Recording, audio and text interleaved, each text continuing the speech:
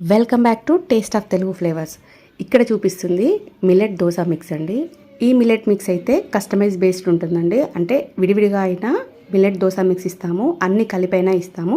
ఇక్కడ నేనైతే జొన్నలు, సజ్జలు, కొర్రలు, అరికెలు, అండుకొర్రలు, మినపప్పు వేసి ఈ మిక్స్ అయితే చేసాము. ఈజీగా దోశ చేసుకోవచ్చు అండి. టేస్ట్ అయితే నార్మల్ దోశ కంటే చాలా బాగుంటుంది.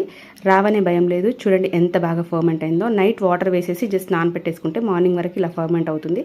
మార్నింగ్ సాల్ట్ వేసేసుకొని దోశ వేసుకోవడమే. పొంగనైనా చేసుకోవచ్చు, ఊతప్పమైనా చేసుకోవచ్చు. నార్మల్ దోశ పిండి ఎలా అయితే యూస్ చేసుకుంటామో అదే రకంగా యూస్ చేసుకోవచ్చు. అప్పటికప్పుడు దోశ వేసుకోవచ్చు అని చెప్తుంటారండి, కానీ మిల్లెట్స్ కంపల్సరీ ఫర్మెంట్ అయితేనే డైజెషన్ ప్రాబ్లమ్స్ ఉండవు.